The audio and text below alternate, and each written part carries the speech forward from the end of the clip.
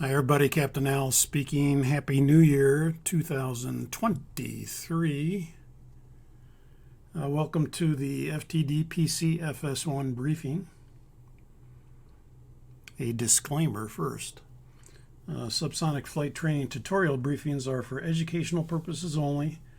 The channel gives flight simulation gaming enthusiasts education for the purpose of enjoying your flight simulation experience greater by learning the jet aircraft system operation. No portion of this training, though very accurate, is meant or intended for actual flight operations. No flows or checklists are to be used for actual flight operations. None of this material presented is approved for flight operations. It is intended for gaming use only. So do not go down to your local 747 dealer and try to get an airplane and fly it away. Okay, let's bring up the lesson overview first. This lesson overview and lesson objectives are in your Discord materials, so you should have these available to you. You should probably print them out for each lesson so you have them available, especially during the FTD portion of the lesson. Today the overview is we're looking at flight deck preparation duties of the captain and the first officer. We're looking at how to prepare the airplane via flow patterns, sometimes called procedures.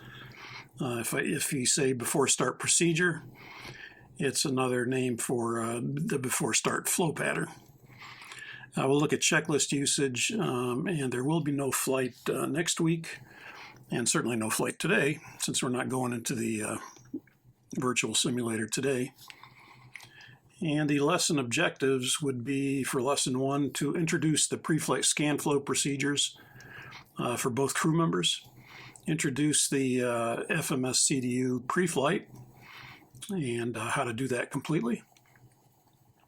And then we'll look at the details next week.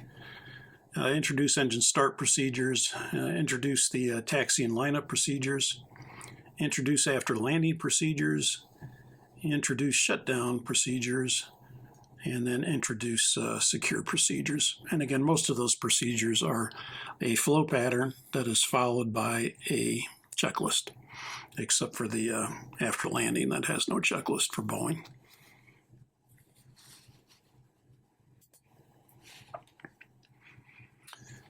This is the lesson event summary for what we're going to do next week on lesson 1.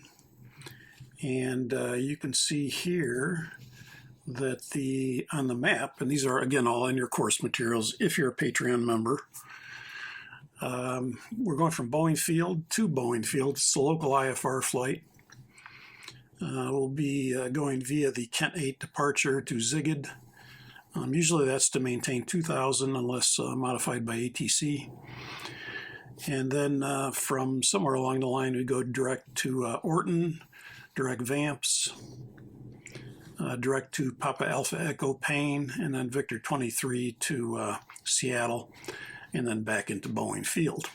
So it's a little bit of a round robin, and we'd probably modify this to go from Zigid direct to Vamps and cut off this portion of it, and then you have kind of a round robin, or kind of a left downwind to a base leg to a final leg back into Boeing Field.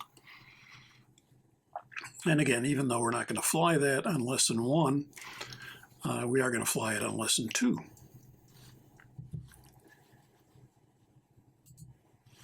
This is the event sequence of what we're going to talk about in the briefing, and so what we're going to do next week as well.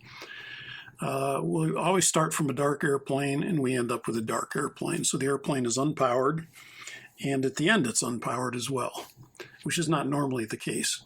But for training, we usually do it this way because we go through the full procedure, at least during the FTD. We'll do the electrical power-up procedure, and we'll establish AC power. Then we're going to adjust lighting on all panels. That's so we can see. So many times in the daylight, you can, in the airplane, obviously there's a lot of light that streams in the windscreen.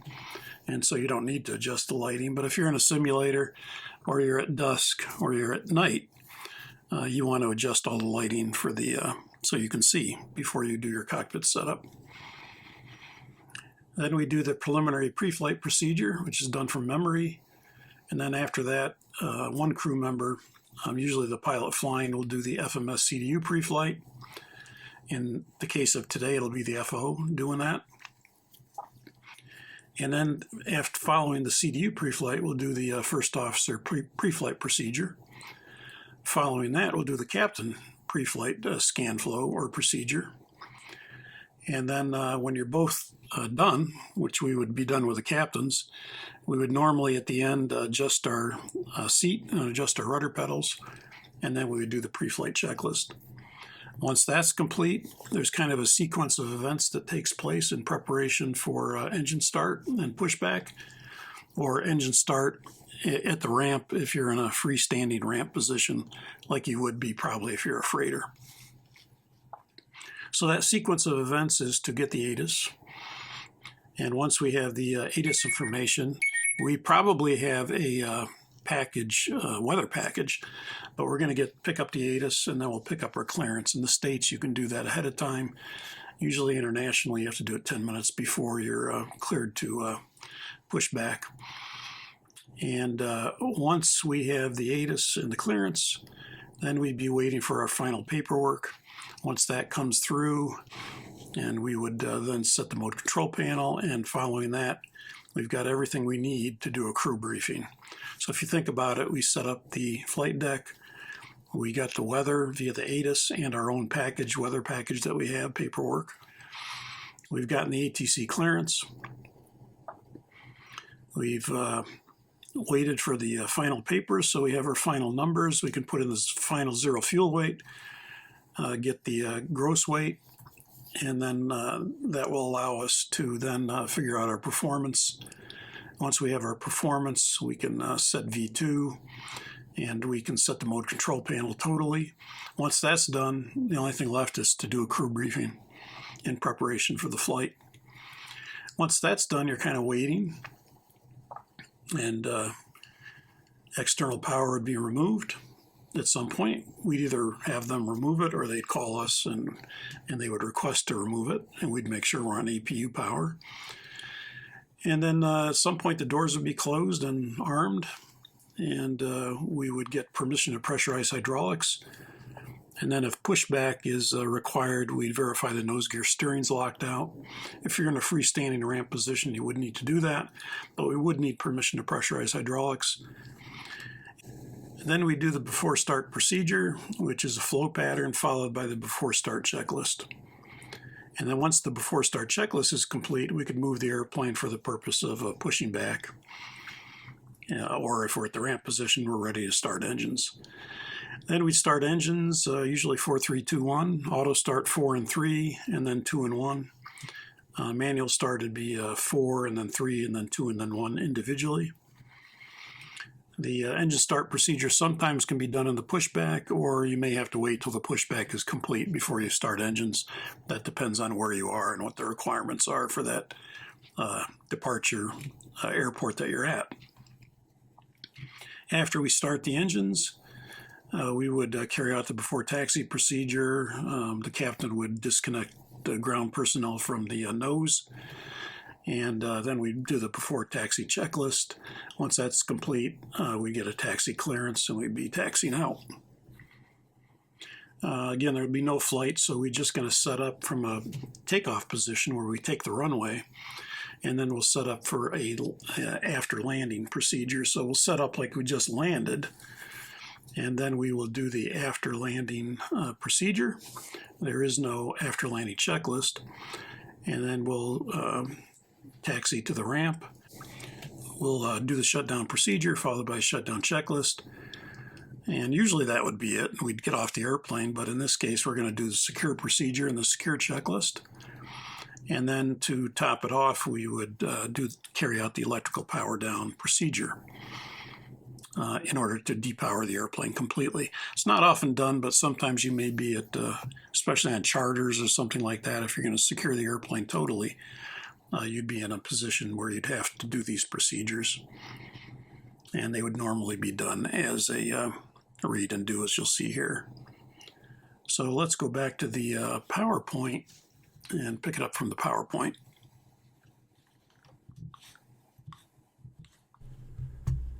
Okay, you should be seeing a slide that says FTD-PC FS1 brief.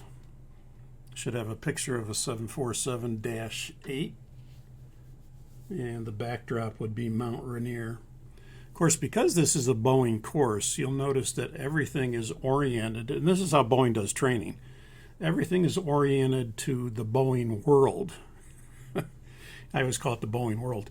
The Boeing world consists of Boeing Field, Seattle, Spokane, Moses Lake.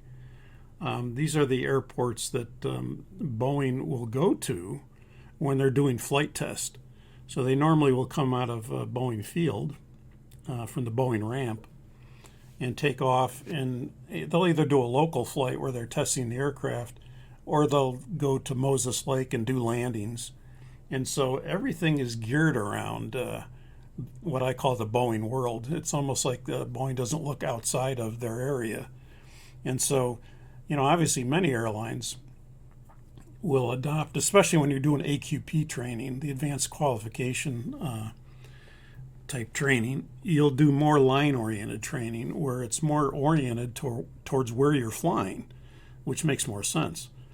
So if you're flying in Europe, and you're in Frankfurt, you may go Frankfurt to London, because then that may be one lesson because you fly that route.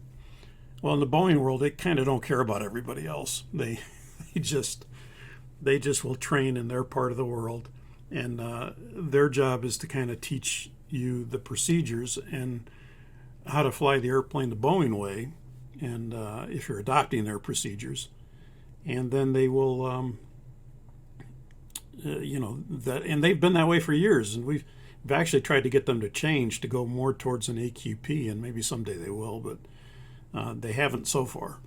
So you'll see the syllabus is more geared around Moses Lake and Spokane and SeaTac, Seattle Tacoma Airport, and Boeing Field. And that's the way it's always been. That's the way they've always trained, so that's the way they still train. And it works, but obviously when you go out on a line, then you have, based on where your airline is or where you're flying out of, then you would have IOE, and you would learn the specifics of your flying your route structure with that airplane and actual flight operations. Okay, so the electrical power-up procedure is a supplemental procedure, like we said. It's in the FCOM, the Flight Crew Operations Manual, supplemental section 6.1. It's a read and do checklist. It's not by memory. Interestingly, this used to be called the safety check. And at one time, it was a memory item. You would do this by memory. But then they probably figured people don't do this often enough. And they probably, if they had to do it, they'd screw it up. So they went to more of a read and do it and look it up in the supplemental section, and then they renamed it the electrical power-up procedure instead of the safety check. It really is safety check explains it more. It's a safety check before you establish power, because you don't want things moving when you establish AC power. You don't want flaps moving. You don't want the windshield wipers to come on a dry windshield, because that'll scratch them. So normally one pilot or two pilots can perform this procedure. If you have a crew, like in the simulator, you usually have one pilot read it and the other pilot do it. Doesn't matter who. It's usually the pilot flying that will do the procedure. In our case, we would still, as flight simmers, if you're going to establish electrical power, you should do it. Again, if you want to use the proper procedures, you should do it by reading and doing it. And so if we look at that procedure, and we'll do it next week, obviously, and you can do it ahead of time if you want to practice it. But if the airplane is unpowered, you're going to turn the battery switch on. We're going to verify the off light is extinguished. We'll bring the standby power selector, which is probably an off if they secured the airplane. Now, if they didn't secure the airplane, it would still be an auto. But if the previous crew had secured the airplane, and that's what we're assuming here, we'd bring the standby power selector to auto. We'd bring the hydraulic demand pump selectors to off. They should be off, but we're going to check them to off. You'd make sure the windshield wipers selectors are off. You'd make sure the alternate flap selector is off. I like to check the alternate flap switch as well, not only the selector, but the switch that it's off. And then the landing gear lever is down. And we'd make sure that the flap position and the flap lever agree, that they don't disagree, because when you establish AC power, they could go into the secondary mode and they'd start moving with electrical motors. And if you're in a ramp area or a gate area and there's, obviously stuff around, it would be unsafe for stuff to move when you're in that ramp area or gate area.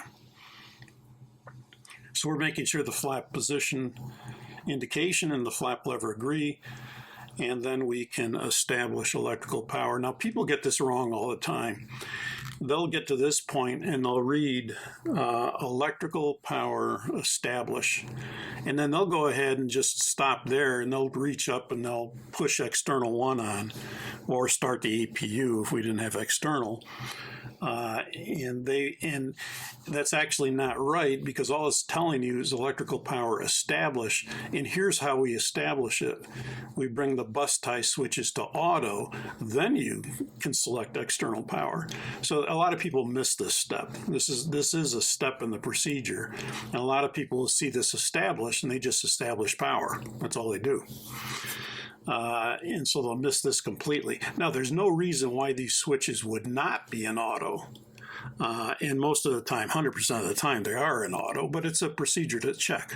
It's something you want to check to make sure they're in auto before you establish power with the external 1 or external 2. Or you start the APU and you start power with the APU. I'll point out a couple things here. If we're a freighter, normally we're going to want to bring on external 1, and we normally would leave external 2 available and not select it on. And the reason we do that is to keep the main deck handling bus powered. If you were to turn external 2 on, you only have that one power source, external power, you'd cut off power to the main cargo handling bus. You'd cut off power. And then you're going to hear some feedback from the loadmaster or from the loaders that, hey, what's going on? We can't load the airplane. So that affects all the main deck equipment. And so if we only have one power source, like external, we're going to just select external 1 on and leave external 2 available. And that will then allow the main cargo handling bus to be powered. Now, if you started the APU and you had APU 1 and APU 2 available, then you could go ahead and it wouldn't matter. You could select external 2 on or APU 2 on, and as long as the other one is available, it's powering the main deck, the main cargo handling bus. Also, and we'll demonstrate that next week as we do it. Also, you'll notice here that it does say if APU power is desired. And by the way, when you see this 570, there'll be different numbers in your FCOM depending on the airline. Boeing makes these FCOMs up for every individual operator. So they're all kind of different based on what kind of airplane the operator has. And then Boeing supplies these FCOMs to the airline that bought the airplane. And, depending on what kind of airplane it is, will depend on some of these numbers. Well, in a generic Boeing FCOM, 570 will be a freighter. So if you're in a freighter and you've got a freighter configuration, which we're going to have most of the time, we'll change to passenger sometimes. If it says 570, that's a freighter. If it says 109, that's a passenger airplane. And if it has a 405, the 405 is kind of a combi. airplane: combi, passenger, and freighter. So those are kind of the three classifications you're going to see in your FCOM for the Patreon members when you have the PMDG FCOM. It'll have the 570 freighter, 109 passenger airplane, and 405 is kind of a combi. So most of the time we'll be dealing with the 570. And you'll notice it says APU start switch TR. This is how it used to be. This is an old FCOM. It's from 2009. But as far as I know, and I'm not the most current guy because I'm not, I'm retired. But as far as I know, we put this not in TR but in APU. And the problem was the transformer rectifiers were having a problem overheating. And in order for the DC electric motor to work for the APU and start it, there would be some APU starting problems because of the TRs. And they found that was kind of a weak link in the airplane. So they had us switch to, instead of, to take the APU start source switch, which is on the overhead maintenance panel, and go to the APU position. So we'll be placing the switch to APU and not TR. And then, of course, you can start the APU, and then you'd get APU generator 1 and 2. And if you wanted to use those, you could push those on. And again, if APU is your only source of power, you'd want to leave APU 2 available and not push it on. You see it says push if main deck cargo handling power is not required. Unless you have two power sources, unless you have the APU and external, then you can go ahead and select, push one of them on, and the other one will power that main deck handling bus. Okay. Occasionally I'm looking back at the comments to see if anybody has questions. I'm swiveling my head and looking just to see if anybody has a question. Let me go to the back to the PowerPoint. And so again, we'll start with this procedure next week and do it. And then after you establish electrical power, now you're at the point where you're going to do the preliminary pre-flight procedure, and that assumes that electrical power up procedure is completed. And before you do the preliminary pre-flight procedure, we're going to adjust all our lighting. So next week we're going to talk about where all the lighting is, how you can adjust it, what switch controls what, and we'll start with a dark airplane. It'll be kind of a night scenario, and then we'll see where all the lighting switches to internally bring the lighting up to your desired level. So once the lighting is adjusted to your liking and you can see things to continue, then you'll go ahead and do the preliminary pre-flight procedure. And that is a scan flow procedure that's done. This one is done by memory. It's not done by the book.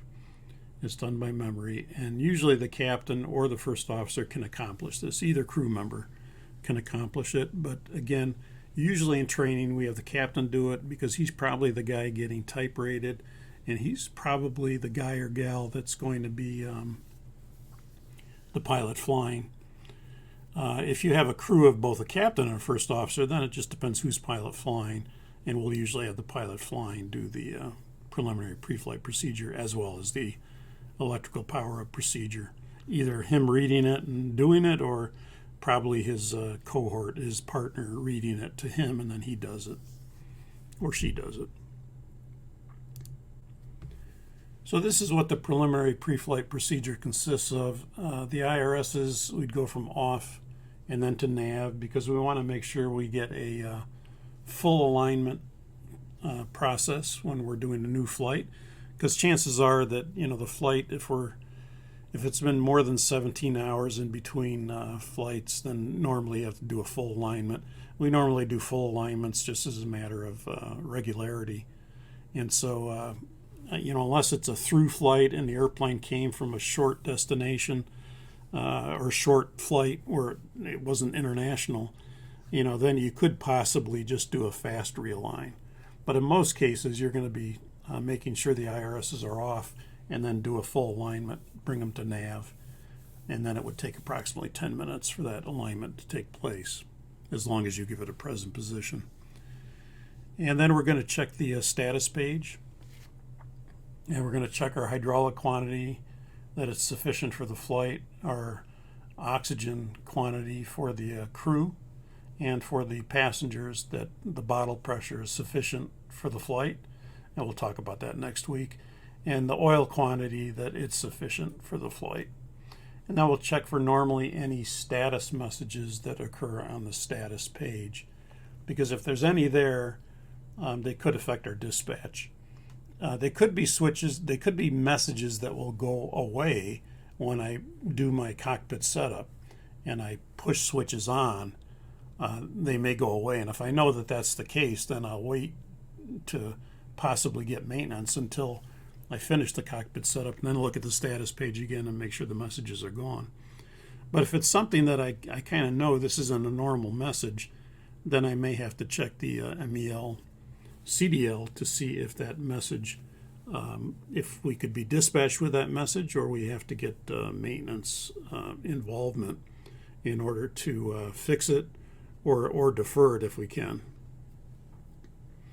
We normally then check the logbook, obviously in our training, and even in the simulator, the real simulator, you have a fake logbook in there, but we normally check the logbook and any documents that go along with that, make sure that it's signed off by maintenance and things like that.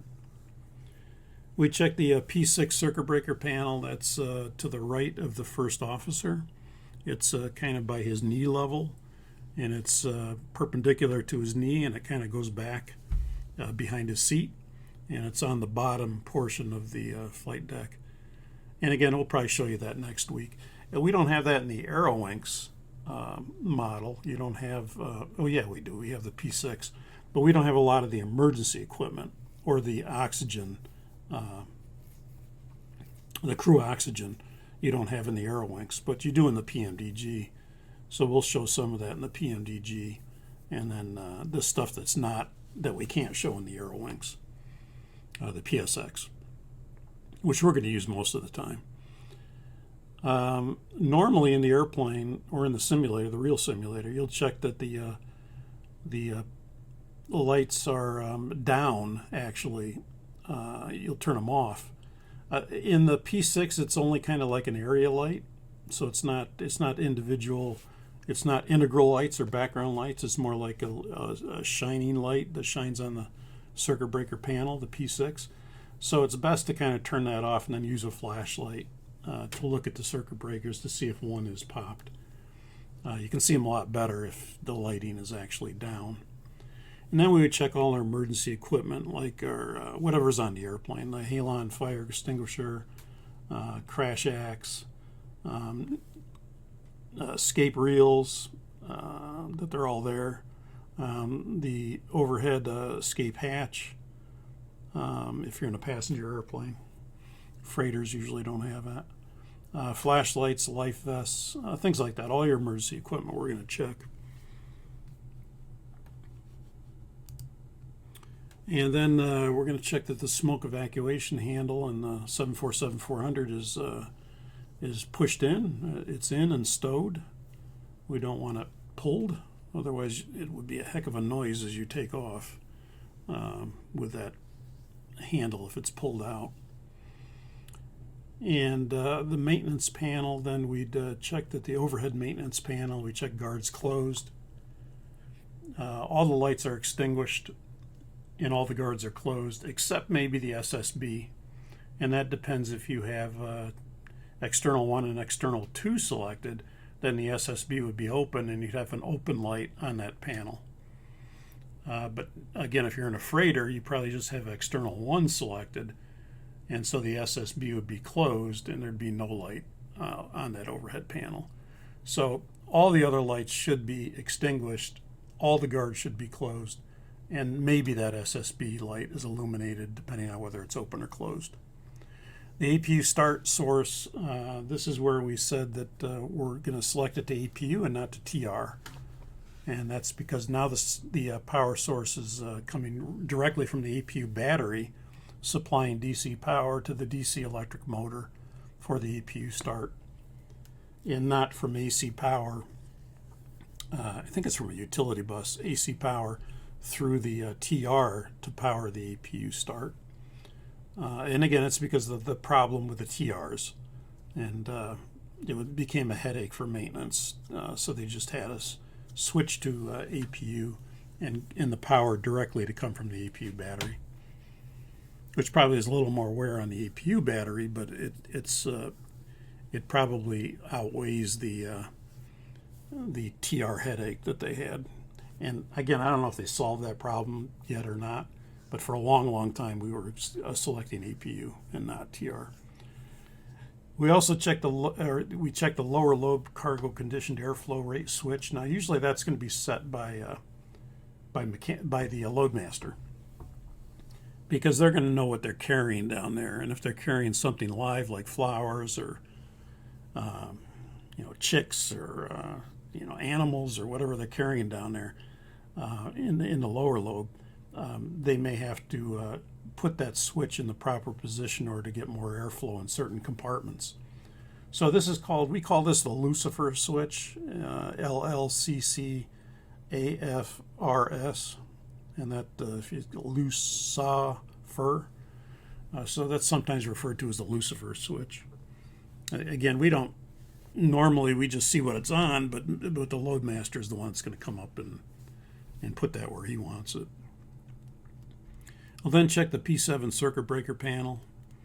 The P7 is on the overhead above the overhead instrument panel is the P7 circuit breaker panel, and included with that P7 circuit breaker panel is the smoke evacuation handle. That's where you're going to check that that's in and stowed. And this one especially, you want to turn the panel lights down or off completely. The background lights, the integral lights, you want to turn down. And then you want to use a flashlight to look at those circuit breakers. Because what happens is you're looking at them at an angle. You're kind of looking at them from top to bottom, because you're standing up and you're looking down that circuit breaker panel. And you will notice that there's all these white lights that are staring you in the face. There are all these little white lights, one per circuit breaker. Those are the integral lights, but they kind of blind you from seeing whether a circuit breaker is popped or not. So it's best to turn the lights down and then use a flashlight if you're actually in the airplane to see whether it's much easier to see one that's popped. And then the parking brake, we're going to set to park if the brake we're indicating pins are going to be checked. And then that completes the preliminary pre-flight procedure. Again, this is all by memory, starting from the IRSs, going to the status page, checking the logbook, checking the P6 circuit breaker panel, checking the emergency equipment that we have on board, checking the smoke evacuation handle is in, checking the overhead maintenance panel, making sure the APU start source, which is on the overhead maintenance panel, is an APU. And again, all guards closed, all lights extinguished. Lucifer switch, again, is needed. We normally don't set that. And the P7 circuit breaker panel, we'll check that. And then we'll set the parking brake to park if we are going to check the brake we're indicating pins. And then that pretty much completes the PPP, or the preliminary pre-flight procedure.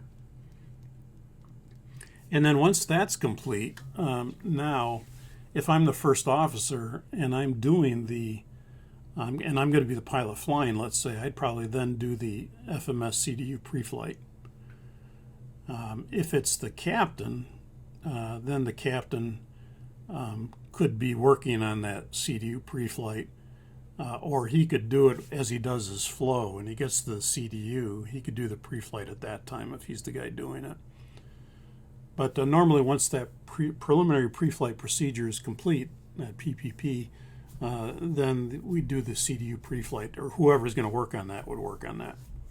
The other pilot's going to check it when he gets to the CDU as part of his scan flow, and he or she will verify that all the pages are correct when you go through the. So one pilot will put in the the pre-flight information of the CDU, but the other pilot is going to go through every page and check to make sure that the flight plan and the performance and everything is put in properly. We may be able to put in our initial performance information, but then once we get the final numbers, we can update that. But we'll have a preliminary sheet that shows what the load is expected to be. And then there'll be a final that will make any adjustments to that. And then we'll do the final and then do the rest of the sequence. The CDU pre-flight, as you guys probably know, starts with the ident page, and then it runs through in a logical sequence. Usually the R6 position, which is the line select key on the right side, the number 6 key, which I'll show you here in a second, will take you to the next pre-flight page in most cases. Not all the time. In the FOs or in the pilot checking it, he has to make a little modification to how he checks each page. But normally the person doing the CDU pre-flight, if you look at the R6 position of the CDU on the data line, that will take you to the next pre-flight page. So it's not like you need to know, I'm going to go to the ident page first, then I'm going to go to the position initialization page, then I'm going to go to the route page. You don't need to know that because it's going to tell you in the R6 position where you need to go in the next step of the pre-flight sequence.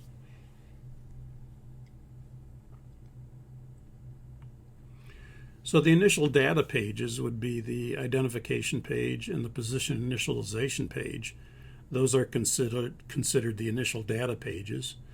And then the navigation data would be the route page, followed by the departure page, followed by the NavRad page. The NavRad page actually is not in the pre-flight sequence, but we still kind of check it after we do the CDU pre-flight. We'll check this. We'll also check position page 2, especially if we're going to be doing an RNAV departure. Then we want to make sure the RNP, the required navigation performance, is set for the SID at 1 mile, and that the our actual navigation performance, the ANP, is within the RNP. So we'll show you that as we do an RNAV departure. And then the performance data, we have the performance initialization page, the thrust limit page, and the takeoff reference page. Now again, do we need to know all that? No. The R6 position is going to take us to these pages as we finish a page. Then we'll go to the R6 position and go to that page. So we'll go to the AeroLinks here in a minute, but this is what when you have initial power put on the airplane, like when you do the electrical power up procedure, normally you're going to have the menu page. And the menu page then would list what you have in this MCDU. This is sometimes referred to as an MCDU and not just a CDU, Control Display Unit. It's sometimes referred to as a multi-purpose control display unit, or MCDU. And the reason is because it has more than one function. You know, it has an FMC function, but you can also access ACARS from that menu. You can also access SATCOM from that menu. You can also access the central maintenance computer from that menu, or the airborne condition monitoring system. There could be, depending on the airline, there could be several of these that are on the left side here. Normally we're going to be in FMC because that's what we want. But when we put in ACARS information for the flight for the company, we'd go to the ACARS curated prompt and select that. Or if we want to access SATCOM, stuff like that. So normally this can be called, even though in the 400 we don't refer to it as an MCDU, but that's really what it is. It's a multi-purpose control display unit. But that menu page is what's going to come up when you first establish AC power, if the airplane's been dead. Okay, you should be seeing a picture of the CDU and the FMS CDU. Again, if you're not familiar, most of you probably are, but if you're not familiar, it's a Flight Management System Control Display Unit. That's what FMS CDU stands for. And when you first establish electrical power, this is what it would look like. We have the ND on the right side. We don't care about that for now, but the CDU on the left side.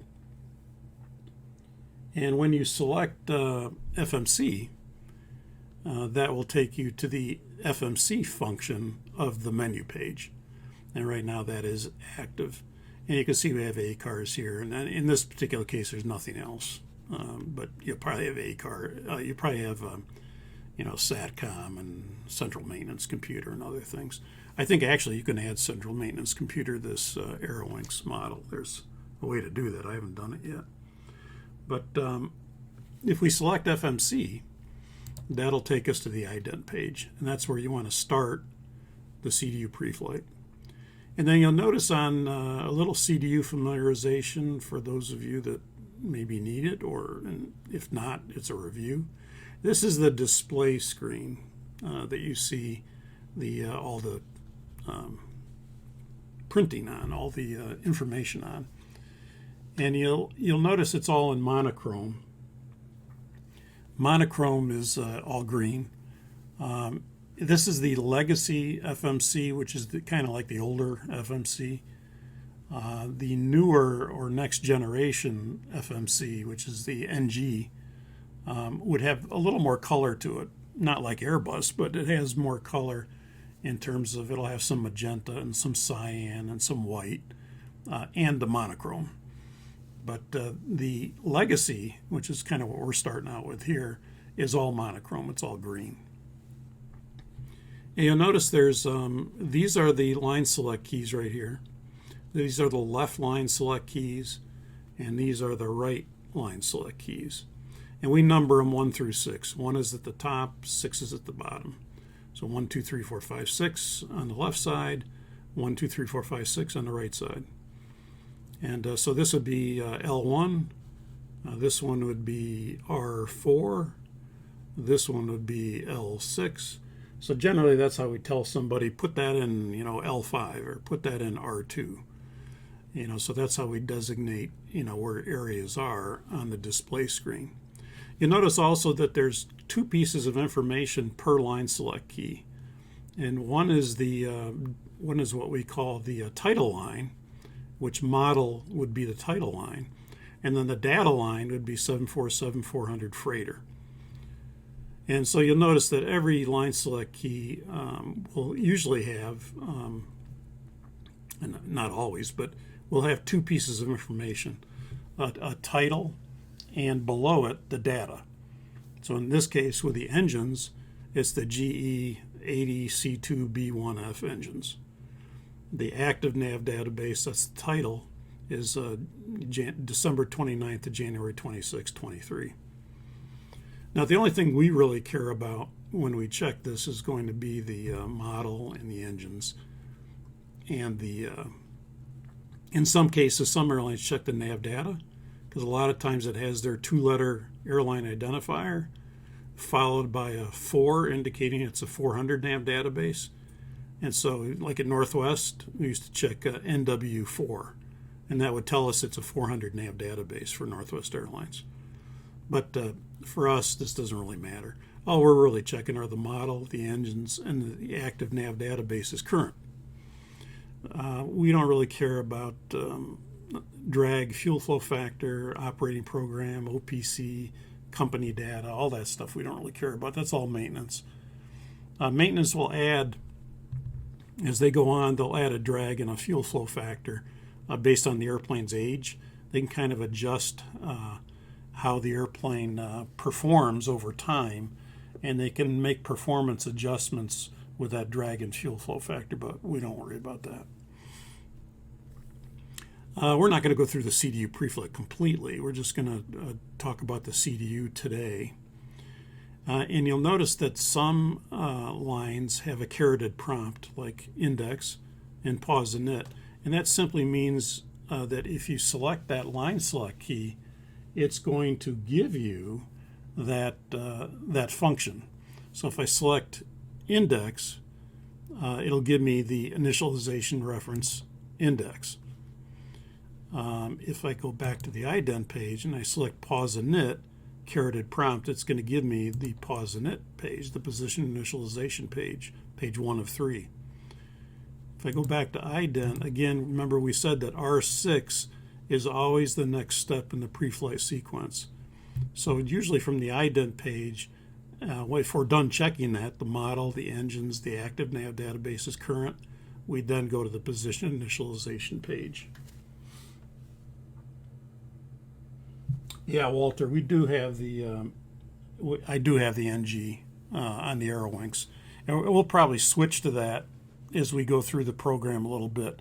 We'll switch to the NG. But to start out, I thought I'd start out with Legacy, because that's still what a lot of people have actually in the 400.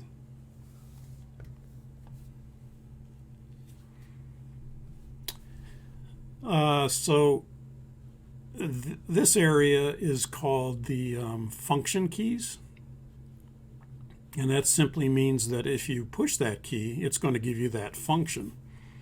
If I push the root function key, it'll give me the root page. If I push the legs function key, it'll give me the legs page. If I push the navrad function key, it's going to give me the navrad page. So generally, it's going to give you, again, if I go to menu, there's the menu again. It'll give you the page that it thinks you want to look at. Some of these keys have a little bit of logic to them. So like initialization reference, that has kind of a logic because there's many initialization pages and there's many, well not many, but there's reference pages. So you can have an initialization page or a reference page. There's a bunch of them. So it gives you, when you push it, it gives you the page that it thinks you want to see based on, is the pre-flight preparation of this page complete or not? And in this case, it's not. So it takes us to this first page that's not completed. And, because it's waiting for the IRSs are going to, obviously they need the present position. And right now the IRSs are off. We haven't even turned them on. So there's no boxes here. But it's taking us to this page because it knows that that's the first page in the pre-flight sequence that's not complete. So it thinks that that's what you want to look at. Now, if that's not what you want to look at, you can always go to the index down here, and then that would take you to a list of all these initialization or reference pages. So again, these are function keys. This is the brightness selector for the CDU. Obviously, you can see as I turn it down, it'll go dark. As I turn it up, it'll go bright, and monochrome comes back. This is the execute key and the execute light right here. So anytime you change your lateral or vertical profile, you're going to get an execute light saying, basically, is this what you want to do? Or do you want to not do it? If you don't want to do it, you're going to hit the erase prompt that's usually here at 6 left, L6. We refer to this as L6 or 6L. You can refer to it as either. And you will normally, anytime you make a modification, you'll have that execute light. And then you can execute, or you can change your mind and erase. And of course, both pilots have to verify the change that you're modifying, whether it be the lateral or vertical part of your route. You also have a previous page and next page keys here, because in this case, like on the pause init page, it's page 1 of 3. And so if you go next page, it'll go to the next page 2 of 3. If you go next page, it'll go page 3 of 3. And if you go next page again, it's got a wraparound feature where it'll just go back to page 1 of 3. This area down here is called the alphanumeric keypad. And so this is where you'll input your data into what's called the scratch pad. And this is the scratch pad right here. So the scratch pad normally is blank. We like to leave it blank. And if you need to input information, we would input it into the scratch pad. So you see as I type, it's going to type that information into the scratch pad.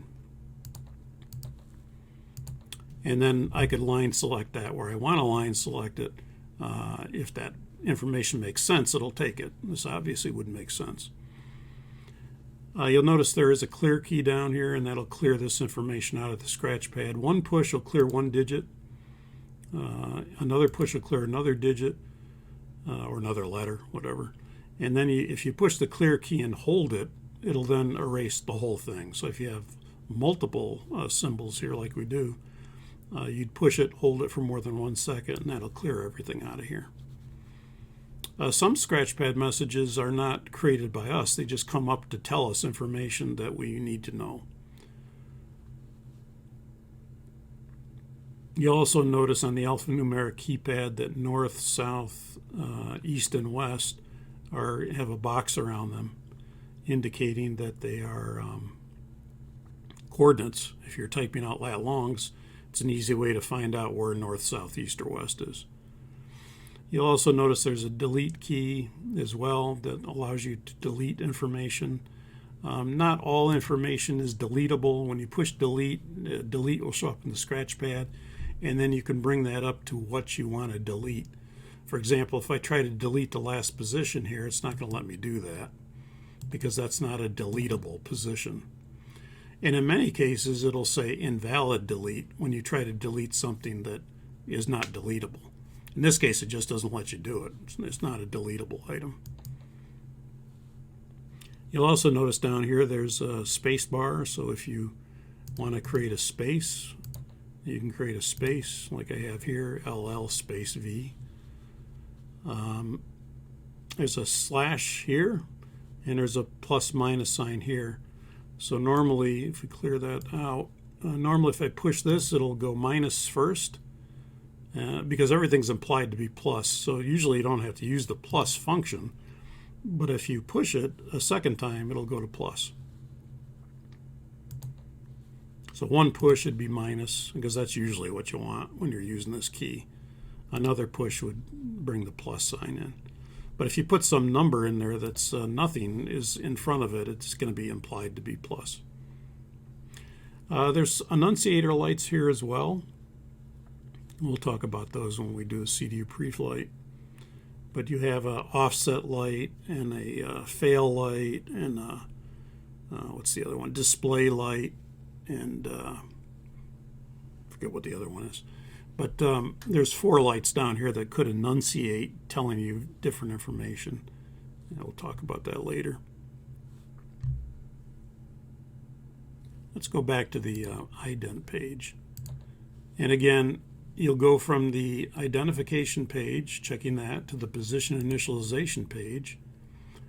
We'd put our IRS position in when we bring the IRUs to nav. And usually that's going to be the GPS position because that's the most accurate. And then once we do that, we check our UTC time, and then we go to the route page. And we either do a company route or a manual route entry. We're going to mainly do manual route entries because we don't have any company routes in here. And once the route is in, normally entering it on page 2, you'll activate. And when you activate, you'll get the execute light. And then when you execute that, this will say active route 1. Now, it's not going to now because there's nothing in there. If I execute it now, it'll just say route 1 still, because we didn't execute really anything there. But normally you'll put in your origin, your destination. We'll talk about that, and we'll put it in next week. Once you do activate and execute, what it would say here is perf init, and that's the next step in the pre-flight sequence. So it'll say performance initialization.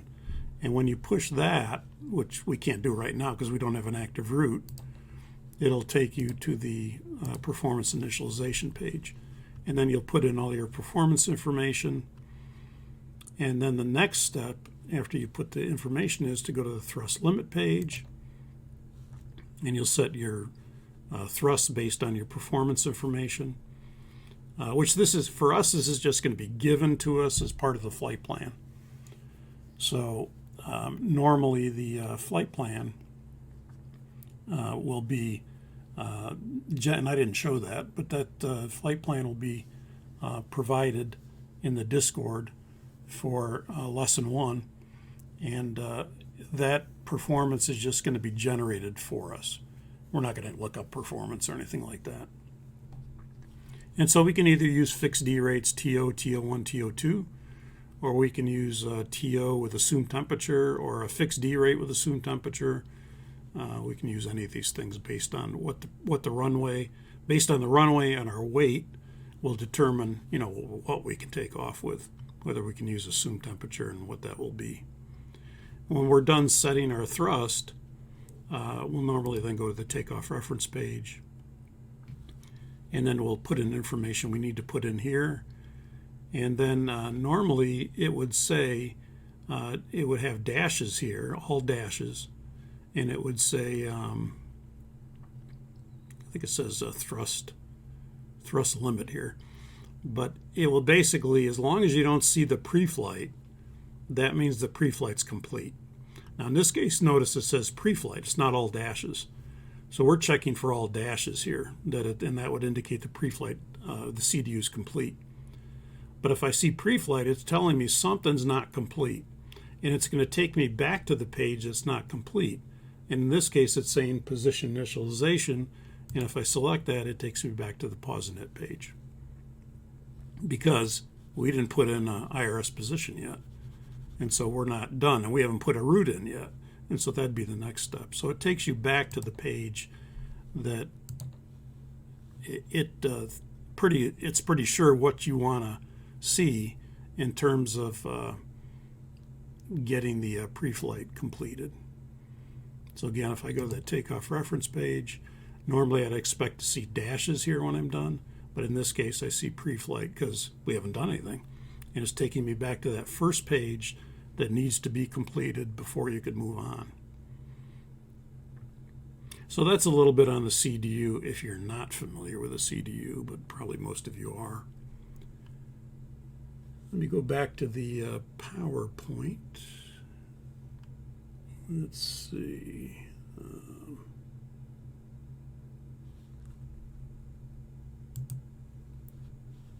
Let me see if I can get this PowerPoint back now.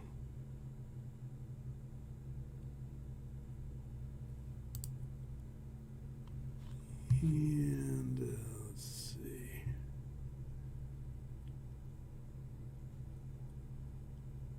Go like that.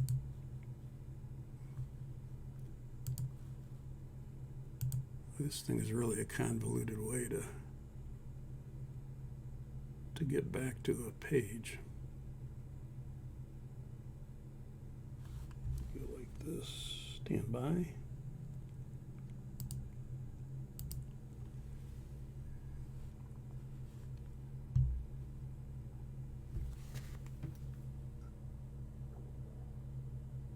Yeah, Steve, the CDU.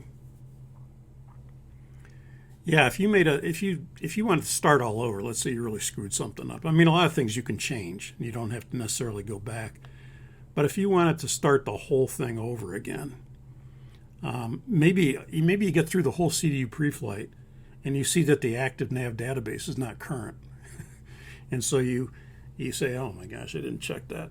And so you bring the inactive nav database to the Scratchpad, and then you put it as the active nav database. And that pretty much is going to clear everything out. But what you can also do is bring on the route page, you can bring the origin airport, which is up here at L1, where you have origin and then you have destination. You can bring the origin down to the Scratchpad, because let's say you screwed up the route. And you can bring it back on top of itself, and that'll clear the whole route page out. The other stuff like performance initialization, you can change, so you don't have to reset the whole thing. But if you wanted to reset the whole thing, the easiest way to do that is either, you could take the active nav database, even if it is current, and put the inactive on top, and that clears everything out. Or if it's just the route that you're trying to clear out, you can bring the route, the origin airport, to the Scratchpad, bring it back on top, and that clears the route out. That's usually what you want cleared. All the other information you can pretty much change. So normal procedures are done by memory, and they are done in what's called a scan flow, and they're done by area of responsibility. And normally before engine start, we would check our alert messages, and you'll see that next week. We'll check our alert messages to make sure they're all normal messages and that nothing there is not normal, because if it's not normal, we probably have to have maintenance come and check. And we're going to check status messages. And again, if they're not normal, we're going to have to check the MEL, CDL, and have those addressed. But if any unexpected messages appear for alert or any status message, then we're going to check the MEL for dispatch-related considerations, and we'll contact maintenance control. So we would do that for both alert and status messages before we start engines. When you start the engines, you're looking primarily at alert messages. If one comes up during the start, we're going to do the respective non-normal checklist. And again, we'll check the status page, and if something shows up there, we can, have maintenance address them, and we'd contact maintenance control if necessary. But once all the engines are started, then the alert messages are primary. In other words, we don't care about status messages now. So if we get an alert message, we're going to do, if it has a procedure, we're going to do the non-normal checklist from the QRH if we get an alert message on primary ICAS. There's no need to check status messages after engine start. So you may be flying along and you'll see a status queue on primary ICAS. It's a little blue queue that says status. And you might go to the status page and look at it. You can do that. You can look and see what it is, but it's not going to affect anything in flight. So once those engines are started, we could get all kinds of status messages. We don't care. They don't affect our flight unless they turn into an alert message. They could affect dispatch at our next destination because we're going to have that status message that's there. And whatever that is could affect our ability to continue on. But whenever we see status messages after engines are started, it's just out of interest we look at them. We don't take action on them, in other words. We talked about this in the familiarization, so I'll go through this quick. If the autopilot's on, normally the pilot flying will control the MCP selections. Again, this is not that important for us because we're not acting as a crew. There's not two people here doing this stuff. But just out of interest for you guys, if the autopilot is off, then the pilot flying directs the pilot monitoring to make the MCP selections. The captain usually uses the left or center autopilot. This is technique. This is not any kind of recommendation or requirement. You can use any autopilot. You could use the left, the center, or the right, doesn't matter. But usually, with most airlines, the captain will use the left or center, and the first officer will use the right or center. A lot of airlines like to use the center autopilot because what that does is the center autopilot will control the center FCC, the flight control computer. And then on your PFD, the flight directors are getting information from the left FCC for the captain. And on the right side, the first officer is getting information from the right FCC with his flight director. And so all three FCCs are being looked at in essence. The flight directors on the left side use the left FCC, on the right side use the right FCC, and the center autopilot is using the center FCC, the center flight control computer. So you're kind of exercising or using all three flight control computers. So a lot of people like to use the center. But again, at Boeing, we usually do it this way, where you could use the left or center if you're the captain, and the first officer could use the right or center if he's the first officer. We talked about this also, pilot. This is all in the intro section of the normal procedures, if you want to read that again. The pilot monitoring will make the in-flight CDU modifications. That's the Boeing procedure. Pilot flying can make simple CDU entries, like on the VNAV climb page. That's primarily where you do that. We don't like any CDU work below 10,000 feet because that's heads down. We can do everything on the MCP for the most part. And again, both the pilot flying and the pilot monitoring must confirm and agree before any execution in the CDU. So I'm not just going to blindly execute without him checking. And if I'm the pilot monitoring, I'm the one doing the CDU work. So before I execute, I'm going to say, how's that look to you? And he'll say, looks good, execute. and I'll execute. Both pilots have to monitor and verify speed, heading, and altitude changes. Obviously, those are important. And again, this was discussed as well. Verify the FMA changes in thrust, roll, and pitch on your FMA is very important. Verify changes in the autopilot flight director engaged status. That's where you'll see command, CMD, or land 3, or FD if you're hand flying the airplane. This in combination with this, your thrust, roll, and pitch in addition to the autopilot flight director engaged status should always be monitored. You're always kind of looking at that to see to verify any changes, because this really tells you what the airplane is doing, very much so. Either pilot can announce FMA changes. It's usually the pilot monitoring. The pilot flying will then look at it and basically check it and say check, and he'll verify the FMA change. Verbal announcing is good. It's good CRM practice. A lot of people do it. We encourage it, but again, every single change doesn't have to be called out if it's busy. Like you said, if it's busy, you're in a terminal area, you're descending, you're looking for traffic, you're doing this, you're doing that. You need to verify it, but it doesn't necessarily need to be called out if you're really busy. But we normally do call out as many as we can. And then again, the pilot flying will check it. So again, you might say thruster at VNAV speed, check. The pilot flying will check it. Pre-flight procedure is done by area of responsibility. Once that CDU pre-flight is complete, the captain will do the flight deck preparation, and the first officer will do his or her flight deck preparation. So usually as a flight simmer, I would do the FO flight deck preparation first.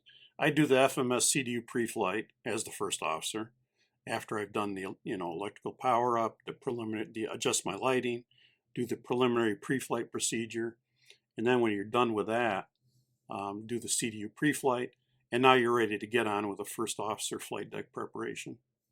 Because he has the most to do. Like I said, the captain is kind of a lackey here in terms of what he does. In the States, it's usually the first officer that also walks around the airplane. A lot of airlines in Europe and Asia, the captains can be the one that will walk around the airplane. And the first officer is kind of doing the flight deck prep while he's walking around the airplane. But in the States, it's usually the FO that also does the walk around. So he's actually pretty busy. Once the flight deck preparation is complete, you're going to get to the point in the FCOM where it says adjust your seat, adjust your rudder pedals, and then it'll say pre-flight checklist. Let me switch over to this.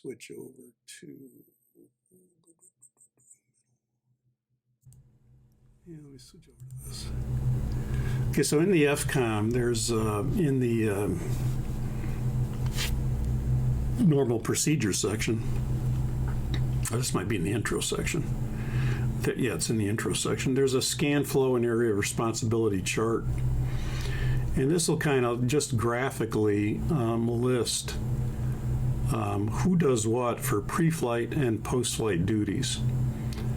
So you'll notice that if I go down here, the captain items are boxed items, and the first officer items are circular items. So we'll look at all the circular items compared to the boxed items. Circle, circle, circle, circle. Oh, there's a box. Like a circle. There's one thing. There's one little thing here. The thrust quadrant, obviously, of the captains. That one little panel is the captain's. But look at this. This is all FO. The captain's going to check his flight instruments and his CDU and stuff like that in the thrust quadrant. But look who has the most duties. It's this guy. It's the FO. Because when he starts his CDU pre-flight, when he starts his overhead panel pre-flight, he's going to do it from top to bottom on the left side, top to bottom on the center overhead panel, and top to bottom on the right overhead panel. And we're going to do this, specifically next week. But then a good thing to know is how do you link from here to here? Like, where do you go? Well, once you finish that lighting panel, just think flight director. You come down to your first officer's flight director switch, and then you work over from there, the ICAS control panel, the EFS control panel, and so forth and so on. And then we're going to check our oxygen, our foot and shoulder heaters, all that kind of stuff, our instrument source selectors, our instruments. The FO's checking all this panel, this panel, this panel, the ICAS. Obviously, he's going to, if he's going to check if the captain did the CDU pre-flight, he's going to check every page that the captain did. If he did the CDU pre-flight, he can kind of bypass this. He can go, because the captain did the CDU pre-flight, he would check it. If he did the CDU pre-flight, well, he could just bypass this because he already did it. He already checked it. And then the first officer will come down here and do the most of the center pedestal, other than this little audio control panel for the captain. Otherwise, he's doing all this. And then when he gets down to here at the end, he checks his, adjusts his seat, adjusts your rudder pedals, and then pre-flight checklist. The captain starts pretty much from the EFS control panel and checks the MCP, and then comes down to oxygen, and then up his instrument source selectors, then his flight instruments, standby instruments, this information over here, the brakes and stuff. And then CDU, again, he'll check everything the FO put in, if the FO did the pre-flight, and then the thrust quadrant, and then this one little panel here he checks. So he's got much less to do than the FO. You'll also notice there's two other diagrams in here you might want to look at. Sorry, I'm still kind of getting over that virus. It's a lot better, but I'm still getting over it. You'll notice that these are area of responsibility for the captain when the captain is pilot flying or taxiing the airplane. Once the airplane moves, now we're no longer captain and first officer, we're pilot flying and pilot monitoring. So this is normally if the captain is the pilot flying, or if the captain is the person taxiing the airplane, then the captain these are his area of responsibility. And you'll notice captain items are kind of a lighter gray, medium gray, and then the first officer is kind of a light gray, and the joint responsibility items would be a darker gray.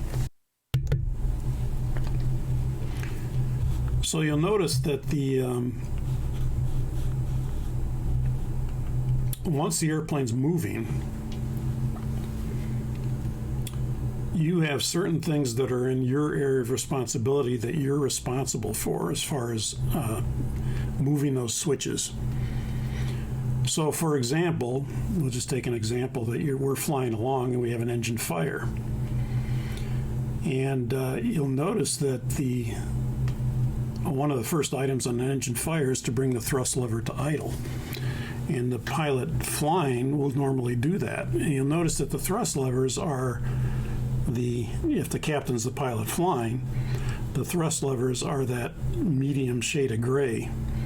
And so the thrust levers are the pilot flying's responsibility, or in this case, the captain, because he's the pilot flying, according to this diagram. And so he would initiate the procedure by bringing the number one thrust lever, let's say, to idle, with confirmation from the pilot monitoring. And then usually after that, the pilot flying, or the captain in this case, will say continue. And then the pilot monitoring now would actually be the one to bring the fuel control switch to cut off, because look, this is his area of responsibility. It's a lighter gray, and that's, in this case, the first officer is the pilot monitoring. So he's the one that's going to bring back the fuel control switch with confirmation from the pilot flying, the captain. And then you'll notice that if we went up to the fire switch to pull that, who's going to do that? It's light gray. It's the first officer who's the pilot monitoring. Now, we wouldn't call him the first officer, we'd call him the pilot monitoring. But for this purposes of this diagram, the captain is the pilot flying, so the first officer is the pilot monitoring. So he would come up here and pull the number one fire switch with confirmation from the pilot flying. And then there's joint areas that both crew members or either crew member could, operate anything in this area that's joint. You notice the trim panel is captain. You notice the audio control panel is captain. And then there's another diagram here. When you look at that, the first officer is in this case, is the pilot flying, or if he taxis the airplane, he or she taxis the airplane, the first officer is the pilot flying or taxiing. And now this is the case where the FO would be the pilot flying. And given that same circumstance of an engine fire, again, notice that the first officer items now are the medium gray. And so he's controlling the thrust levers now, the pilot the pilot flying, who is the first officer. And so if there's an engine fire and the captain wants him to continue flying, the captain could take control. But if the captain wants him to continue flying, then you'll notice that the pilot flying, who in this case is the first officer, would be the person to bring the thrust lever to idle. And the captain, who's the pilot monitoring, would bring the fuel control switch to cut off with confirmation from the other pilot. And again, the captain, who is the pilot monitoring, would bring the fire switch. He would pull it with confirmation from the pilot flying. So you notice everything's just kind of reversed here now, that who controls what is now based on the pilot flying. So when you go through these flow patterns, keep this in mind of the area of responsibility duties of who does what, because that's also, in Boeing terms, that's also how we respond on the checklist.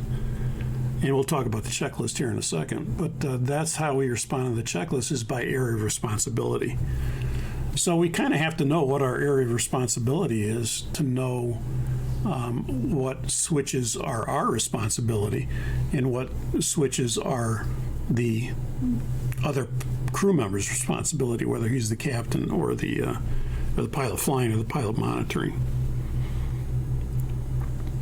So kind of look at these diagrams and just kind of soak them in a little bit, just visually. And then next week, when we actually do the flight deck preparation, you'll see how this all ties together. Once again, when we get through the portion where we get to the end of our cockpit setup, whether I be the first officer or the captain, and again, when we adjust our rudder pedals and adjust our seat, the captain then is going to call for the pre-flight checklist. And let's look at the checklist. Let me go to the checklist here. So the checklist is in the FCOM. It's in the QRH. And it'll be just behind all the indexes. So remember, we talked about in that familiarization, we talked about the quick action index and the ICAST message index and the unenunciated index and the alphabetical index. But just behind the alphabetical index is where you'll find the normal checklist. And so when the captain calls for the pre-flight checklist, this is where we're going. And now I'm going to talk about the two ways we're going to do it, because again, we don't have a crew when we're doing this. It's just you doing it on your own. It's just me doing it on my own. So I really don't have a crew member here that I'm interacting with. But the way the checklist is normally run is by area of responsibility. So when the captain says pre-flight checklist, then I as the first officer, am going to get the QRH. I'm going to open it. And there's a tab that I can go right to the checklist. And I will say, I'll look at the checklist and I'll say pre-flight checklist. And then I'll say oxygen. And that's the challenge. The challenge is oxygen. Now I'm waiting for a response. It's a challenge and response kind of checklist. So I'm waiting for a response from the captain. And he's going to say tested 100% because he checked his oxygen, he tested it, and he's making sure it's in 100%, the little flapper handle there is in 100% oxygen position. So he's already done that as part of his pre-flight duties. But he's going to say tested 100%. then I'm going to say test at 100% as well, because the oxygen is in my area of responsibility. It's in the area of responsibility for the captain, and it's also my oxygen is in the area of responsibility for the first officer. So it's a both response. Now, some airlines will take the checklist and they'll put a little like parentheses, and they'll put B in here, indicating it's both crew members. And then here they might do the same thing, put a B for both. But here they might just say parentheses and put a C, that the captain responds. And here they might put a C with parentheses that the captain responds. Boeing doesn't do that. Again, they just expect you to know your area of responsibility and what you're responsible for. And so if the checklist is something that you checked as well as the captain checked, you would say it after the captain says it. So I would challenge it. Again, the challenge would be the item on the left, and then I'm waiting for the response from the captain. So in this case, when I say flight instruments, the captain's going to say heading, and he's going to look at his ND and say whatever the track is, which is the heading right now, heading 323, and then it'll say altimeter, we're in the States, so we'll say altimeter 2984 inches. And then I'm going to say that also, but I'm looking at my flight instruments when I do it, because the flight instruments fall in both areas of responsibility. So I'm going to say heading 37354 or whatever it is, and altimeter 2984 inches. And then I'll say parking brake, and the captain is going to respond set. And I don't say set because that's not in my area of responsibility. That's his area of responsibility, the thrust quadrant. So when I say parking brake, he'll say set, and that's it. I'll say fuel control switches, and he's going to say, the captain's going to say cutoff. I'm not going to repeat that because that's not in my area of responsibility. And then I'll say pre-flight checklist complete. And that's how the checklist goes in all of these checklists. We'll talk about one other one here, the before start, how it would normally go for crew members. But now what we're going to do is, because I'm using the AeroWinks PSX model, you have a pilot monitoring or a first officer if we're doing the flight deck preparation. And that person can read the Boeing checklist basically. In the AeroWinks, he's called Sylvan, so it's First Officer Sylvan. And he will normally respond. So he will normally challenge, and then I will respond. But he doesn't know area of responsibility, so he's not going to then say test at 100%, test at 100%. He's going to say oxygen, and then I'm going to say test at 100%, and he's not going to say anything because he doesn't know area of responsibilities. And then I'm going to go to the next one, and he's going to say flight instruments, and then that's the challenge. Then I'm going to respond. So the way we're going to do the checklist is strictly challenge and response, and not taking into account area of responsibility. It's just going to be he challenges, I respond, and that's it. There's no area of responsibility duties here because we're not a crew. So we're going to do it a little bit different than the Boeing procedure, which is normally done by area of responsibility.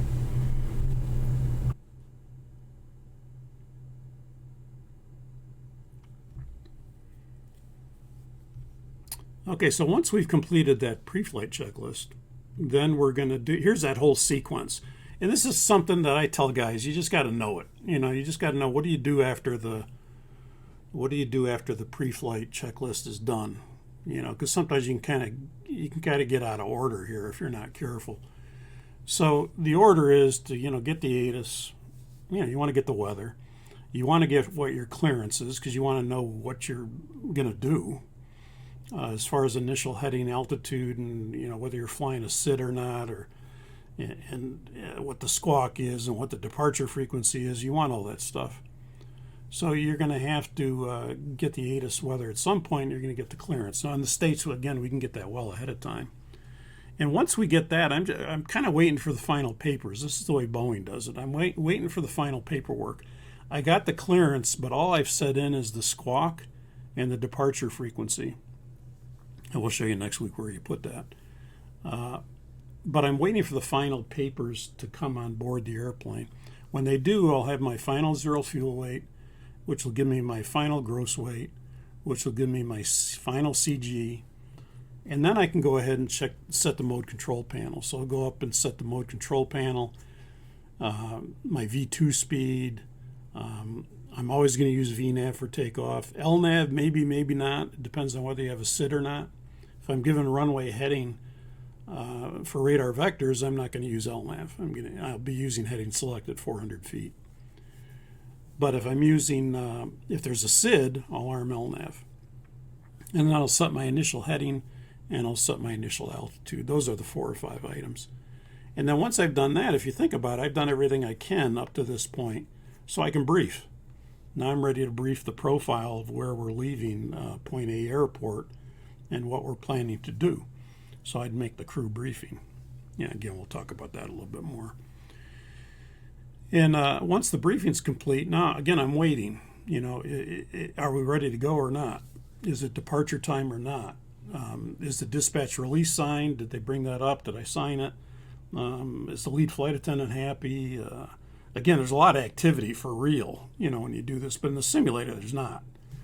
So once the doors are closed and they've called us and we've removed external power, or they've removed external power, or we've called them. Sometimes they'll call us and say, we'd like to take external power at this time.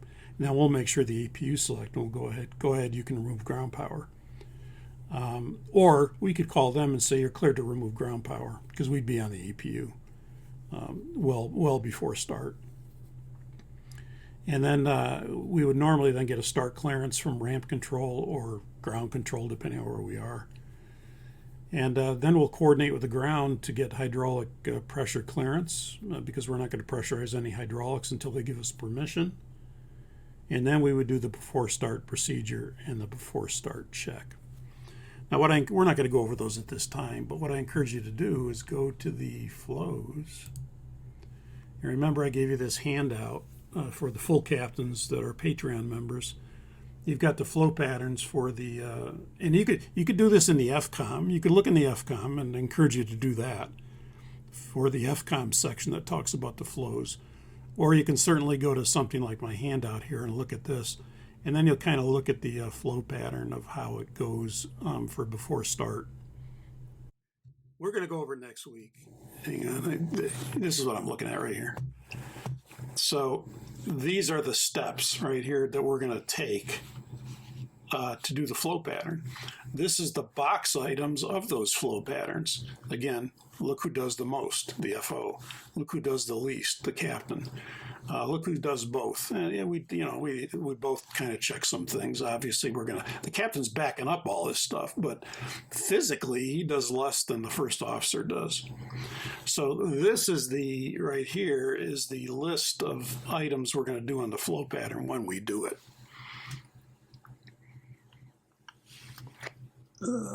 Nobody said you're not looking at it. Yeah, you weren't looking at it there, but now you are. So this will list, these flow patterns will list all the flow patterns that we need to know from memory. And again, is it good to know both crew members' duties? Yeah. Again, look at this one. The FO is doing, look what the captain does.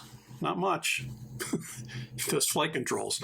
Otherwise the FO is bringing the APU off, adjusting, putting the hydraulic panel the way it should be. The anti-ice, if we're going to use it, bringing on the aft cargo heat, bringing on the packs, bringing on the status page, and then checking the flight controls with the captain, and then bringing the transponder to transponder, and then pushing recall after that's all done. Well, look what he does. He does everything. And this guy, all he does is check the flight controls, the captain.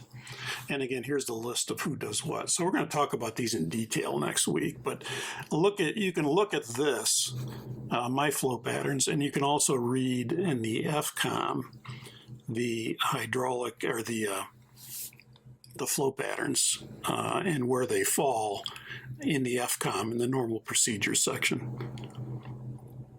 because it'll list everything you do too. It's a little easier here because it's in a block format.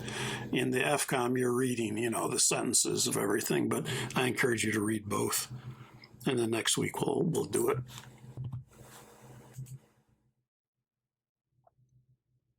Sure, get the right slide here. So again, this is if pushback is needed. Again, I'm going to verify the nose gear steering is locked out on the before start flow. And if pushback is, and then when I release the guy, the ramp personnel, I'm going to make sure the nose gear steering is not locked out, because obviously I don't want it locked out and find out that it's locked out after he leaves. So we want it locked out during the pushback because that's going to allow him to control the steering. And then we want it not locked out so I can control the steering when I start to taxi the airplane. Now, if pushback is not needed, like if you're at a freestanding ramp position like freighters usually are, then there's no reason for them to necessarily lock out the nose gear steering because they aren't going to push it back. So I don't have to verify this if I'm in a freestanding position, just if I'm at a gate and I'm going to push back. And again, sometimes the engine start can be accomplished during the pushback. Sometimes you have to wait. It just depends where you are. Many airports you can push back, or you can start during the pushback. But in some cases, they'll advise that don't start until you're stopped in the alley or whatever. Engine start procedure is going to be auto start for the most part, but we are going to do manual starts down the line in the lessons. So we'll assume that the auto start is inoperative when we have to do a manual start. And in that case, it would be a supplemental procedure to do that because it's something we don't do all the time. So normally we would do the auto start if we have it. That's going to be the normal way to start. And if it's not working, we'd have to do a manual start. We're going to use GE engines, but we will discuss some of the differences. The Pratt engines, if you were using Pratt's, but I'd say more of the world probably uses GE than Pratt's. We're not talking about Rolls-Royce at all in this course. The normal sequence is 4, 3, 2, 1 that we start, and usually auto start 2 engines at a time, 4 and 3 and 2 and 1. If it's a manual start, we start 1 at a time. Because you got to watch everything. When you go to run on the fuel control switch, you're watching everything and you're responsible for everything. So if there's a hot start, hung start, no oil pressure, no N1, it's up to you to bring the fuel control switch to cut off. Whereas auto start protects almost everything, not everything, but almost everything. And on the Dash 8, it controls everything. So normal sequence, manually starting 4, 3, 2, 1 individually, auto starting 4 and 3 and 2 and 1. 2 engines at a time. First officer operates the start switch, and captain will bring the fuel control switch. And again, that's by area of responsibility, because the captain, that's his area of responsibility, fuel control switch, and the start switch is the first officer's area of responsibility. So he's going to push that, or pull that, sorry. And then once we start the engines, the before taxi procedure would occur. And captain would, once that 4th engine is started, once you start engine 1 and 2, and those engines are started and stable, we'd normally disconnect the ground personnel at that time. So we tell them we got 4 good starts, you're cleared to disconnect, show me the pin on the left side and verify the nose gear steering is not locked out. And then he'll say something like, nose gear steering not locked out. We'll show you the pin on the left side. We'll see you next time. So long. Bye. And then he'll disconnect from the interphone there. The first officer will start the flow pattern with the APU. That's a good thing to know. That's where you start. And then again, we'll do the flow pattern next week. The captain, this is actually not technically correct. In Boeing, the captain doesn't have to call for the flaps. A lot of times they do because they're used to doing that, but actually the FO would just be responsible to bring the flaps to 10 or 20 when you go through the flow pattern. But some captains still feel like they need to call for it because it's their domain, to call for the flaps. Me captain, call for flap 20, flap 10, flap 20. But you don't, with Boeing, it's just part of the FO's scan flow to bring the flaps to 10 or 20, depending on how you're taking off. The captain will do the flight control check. He does it for Boeing. He does it all. He does ailerons, elevators, rudders. He does everything. Some airlines split it up, where the first officer might do the ailerons and the elevators, and the captain will do the rudders. But for Boeing, the captain does everything, all the flight controls. And the first officer is watching and monitoring that proper direction, and they're going full displacement, and all that stuff. You're both doing that. You're both involved in that. And then we do the before taxi checklist. I'll mention one thing. I'll go back to the checklist. Again, just to mention it, because it's probably the last time I'll mention it. Checklist, where's the QRH?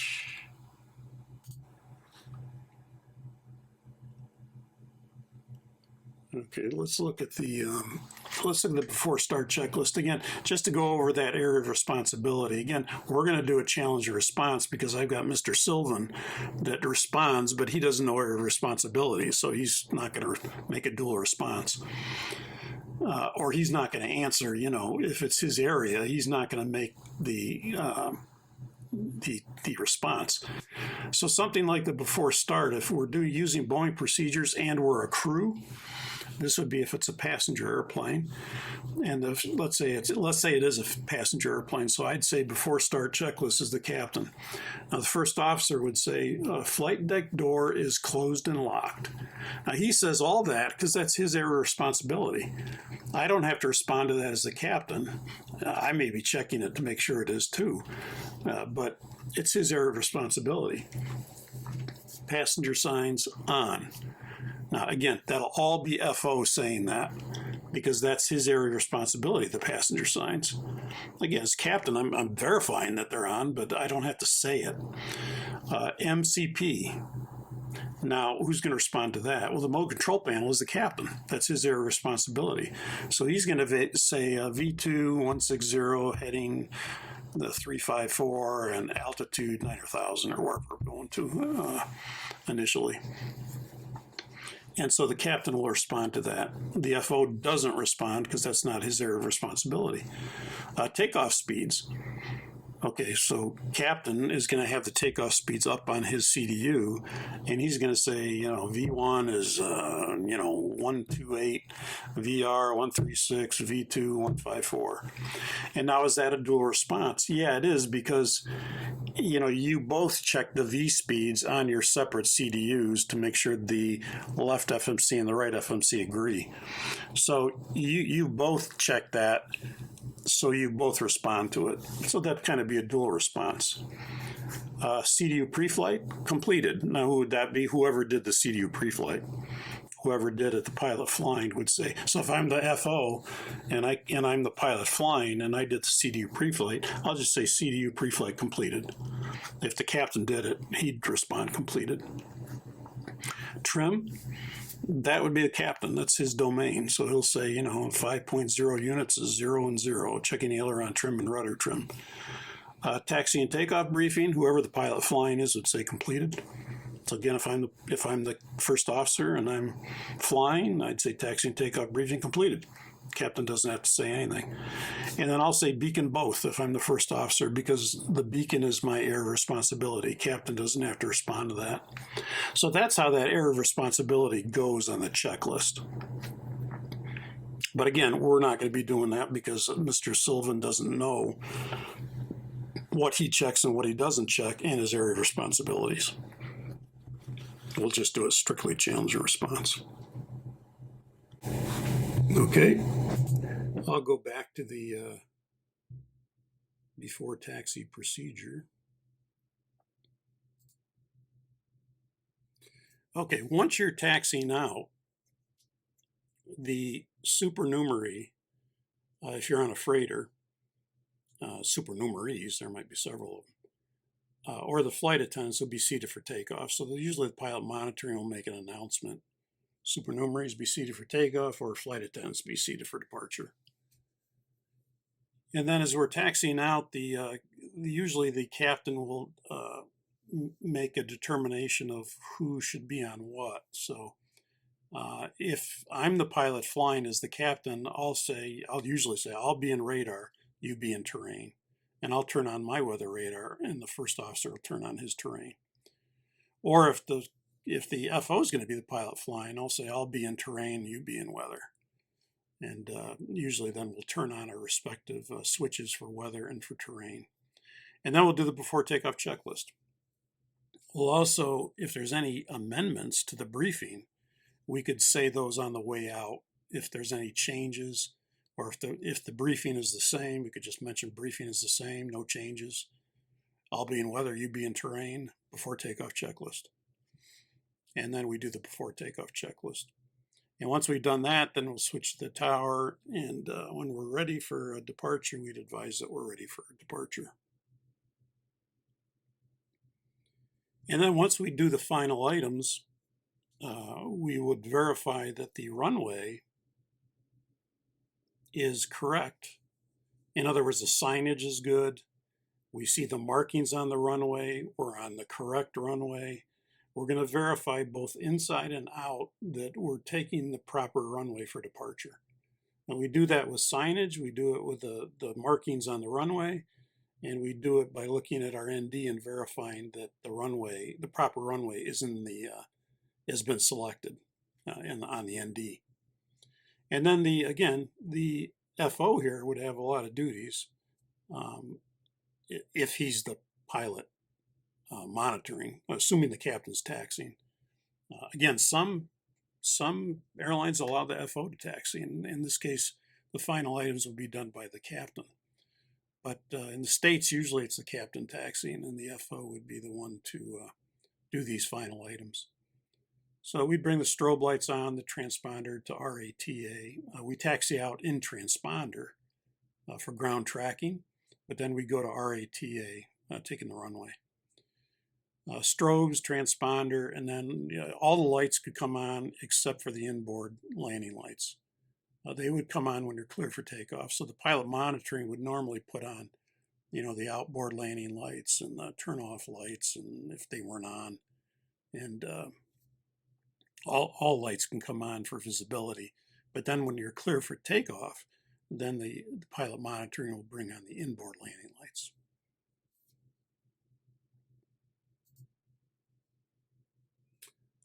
Then when we do this next week, we'll just switch to a landing configuration. In other words, I'll bring out the speed brakes and we'll disarm the auto brakes, and we'll assume we just landed.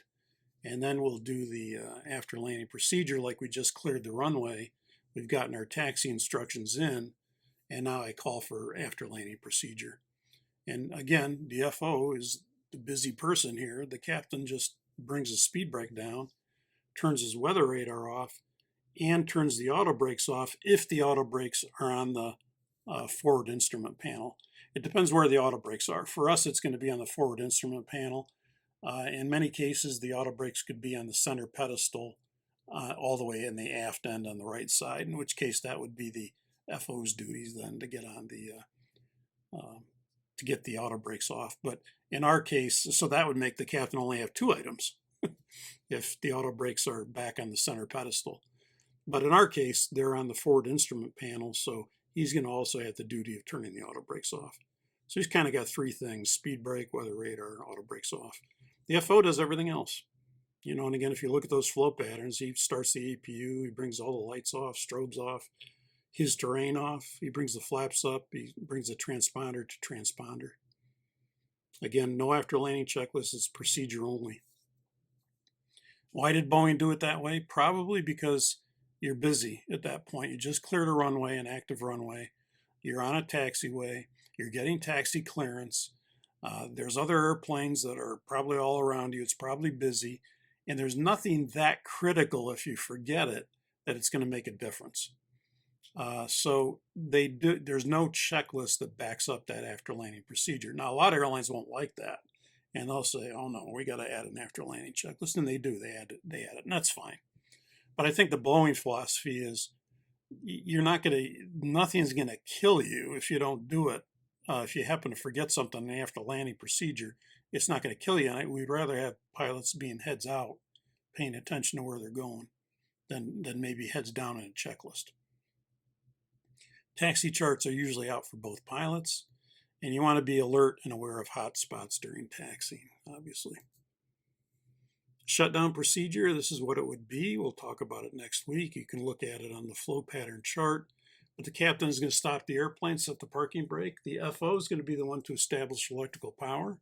Again, probably just with the external one, or in this case, APU one, because the external power wouldn't be there yet. So he would have started the APU, so he'll select APU 1. And probably not 2 if you're a freighter. And then the FO will bring the number 4 demand pump to aux, the number 1, 2, and 3 demand pumps to off. And that's the cue for the captain to shut them down once he's done that, the FO. So the captain will shut them down, 1, 2, 3, 4. It doesn't have to be done that way. You could go 4, 3, 2, 1, but most people go 1, 2, 3, 4. And then the captain, again, look what he does. He brings his flight director off. That's it. All he's got to do is shut down the engines and bring the flight director off. Otherwise, it's all FO. He turns the seatbelt sign off, the fuel pumps off. Nacelle anti-ice, if you're using it, it will go back to auto. He'll bring the beacon off. He'll bring his flight director off. So he's got the most to do. He'll check the status page, and he'll bring the transponder to standby. So you see, he's got a lot more stuff to do. And then normally when the chocks are in, we'll get a chock signal, or they'll call us and say, chocks are in. And at that point, the captain can release the parking brake if you choose to do so, not all do. And then when the captain releases the parking brake, the FO would bring the number 4 demand pump from aux to off. And again, the APU would, or external would be as needed if they hook up external. And then we do the shutdown checklist. And again, the responses are by area of responsibility, but we're modifying this in our case. And then if you're going to secure the airplane, which a lot of times you don't, usually you just walk off the airplane at this point. You don't have to do a securing procedure. And then the crew gets on, they'll probably bring the IRS selectors off and back to on because they want to do a full alignment. But we could leave them on if we're not doing securing. But if you're doing securing, this is all FO. You can see FO, FO, FO, FO. And it's a procedure followed by a checklist. And the checklist is 3 of the items. They don't actually include one of the items, which is the aft cargo heat. But it has IRS mode selectors, emergency exit lights, and PACs is on the checklist. Aft cargo heat, it's not on the checklist, but it's part of the flow. It's part of the procedure. And after he does the procedure, again, the captain would say secure procedure, and the FO would go right into it and bring the IRSs off, emergency exit lights off, aft cargo heat off, and the PACs off, and then he would read the secure checklist. And he'd respond to all of these because these are all his area of responsibility. So the FO would actually respond to all of this. And the captain wouldn't say a thing, basically, just kind of following what he's doing. Again, we'll do it by challenge and response. And then if you're going to completely power down the airplane, which we're going to do, you would then go to the supplemental normal procedures, FCOM 6.2. Again, read and do, no procedure. It's accomplished when you want to completely unpower the jet. So that's not very often that you do that. But, some people, maybe it's a charter and you're at somewhere you're not usually at. It's not an airline in operation, and you need to shut it down completely. Then you do that. And read and do. We normally wait 2 minutes after you turn the APU off to turning the battery switch off. And the reason for that is that you have a fire protection, because that's on the hot battery bus. But if you were to turn the battery switch off, you'd lose fire detection. And so you wouldn't know you have a fire. You could fight a fire, but you wouldn't know you had it. So we wait 2 minutes from the time you turn the APU off to the time you turn the battery off, just to make sure there's no fire. And then after 2 minutes, we would turn the battery switch off. And then that would, power it down completely. And again, read and do, you don't do it by memory, a supplemental procedure. Okay, that's the end of the briefing. All this stuff will go right into next week and start from a safety check and establishing power and go all through the procedures and the flow patterns and everything. Again, you want to look at the FCOM from the standpoint of the normal procedures section. You can look at my flow pattern diagram.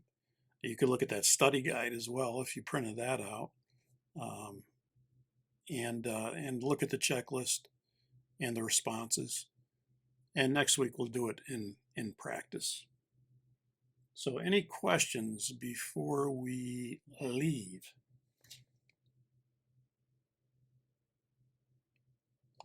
So that took 2 hours. So yeah, I'm probably more wordy than other people, and briefings can a lot of time. We usually have an hour to do a briefing, and that means you got to get a lot in an hour, and so you can't sit there and talk too much, which I have a tendency to do. But with this, I can obviously expand on things. Briefings should be, in my opinion, an hour and a half, but normally.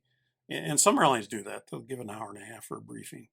I think it makes more sense. I never thought an hour goes by like nothing when you're briefing this stuff. And so whether it be full flight or FTD. So hour and a half is a good compromise. It's a good time to actually do.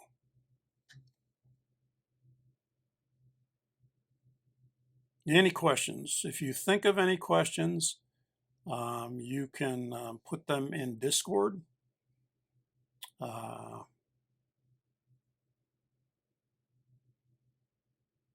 Or you could put them on any of my other questions on my free videos.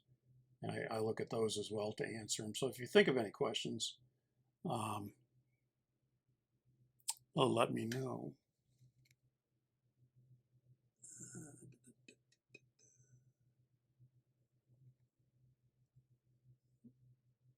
Okay, Mikhail has one. Hang on, let me see it. I can't see it.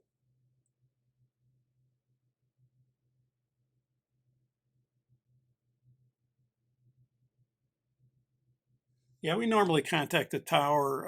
We'll switch over as we're approaching the end, and then we want to make sure we're ready to go. So once we reach the end, and you've completed the before takeoff checklist, and you're ready to go. So I mean, right when you get to the end there, you can switch to the tower, and depending on how congested the frequencies are, you can give them a call, and then right after you call them, and they say line up and wait, runway 34 left, and then you acknowledge. Then we're going to go through our whole lineup procedures of making sure the departure, making sure the approach area is clear before we take the runway, because we don't want to taxi onto a runway where there's maybe conflicting traffic.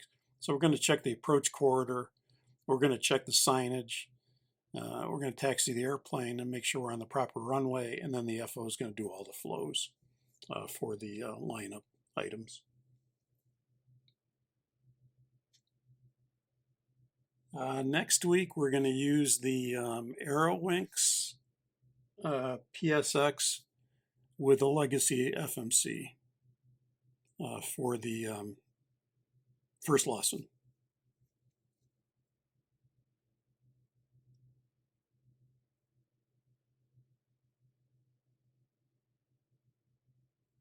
Yeah, normally if you, Mikhail, if you call the tower, I mean, you don't want to switch to the tower too soon, because then they'll, obviously you're still under ground control as you're taxiing the airplane. So they may clear you to the end, hold at holding point Sierra 2. And then a lot of times they'll tell you to contact the tower. They'll say, Sonic 44 Heavy, contact the tower on 119 or point 2, whatever. So a lot of times they tell you when to switch to the tower. But if they don't, and you reach the end of the runway, you can switch to the tower because you've completed the taxi phase. And now you're at the hold point and you can switch. But a lot of times approaching the end of the runway, they'll tell you contact the tower in 120.3.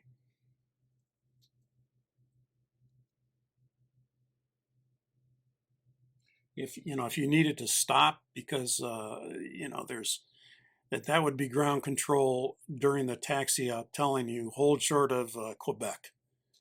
There's a 737 passing from right to left on his way into the ramp at Sierra 1. And so they'll, they obviously we have to be very careful when we're taxiing in order to prevent any incursions from taking place, which they, a lot of times do when you're taxiing. And be aware of all the hot spots and what can happen at those hot spots. Most of it is familiarity with the airport. If you're not familiar, you got to be especially diligent and taxi maybe even a little bit slower. And if you're confused, ask for clarification.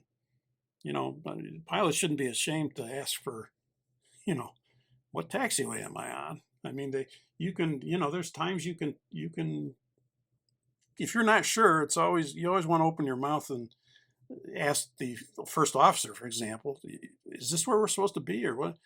And if he's not sure, if he acts like he's a little bit perplexed, then you get called ground control. You want to make sure you're not taxiing on an active runway or you're somewhere where you're not supposed to be.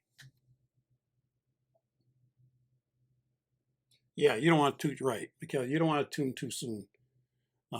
Normally we'd wait for the call for the tower to switch us, or for the ground to switch us over to tower.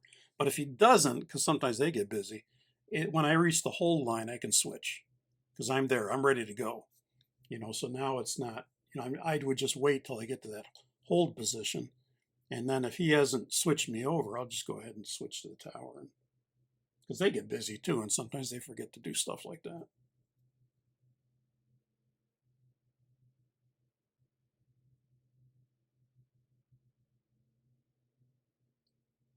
Yeah, generally, I mean, the cars have to give way to the airplanes. Obviously, we're not going to, go plowing into a car if we see one. But if I'm going to be turning into a taxiway or into a ramp area, and there's a road that runs across there, and I see there's cars, they're usually going to be advised, and then they know too to look for aircraft before they cross. So normally, it's diligence on both parts, the airplane and the car, to make sure he's not infringing on that area where an airplane will be turning in. And they're trained to look very much around in terms of is an airplane approaching a ramp area. And if it is, they have hold lines and stop lines and stuff like that that they can't cross if they see an airplane about to turn into a ramp area.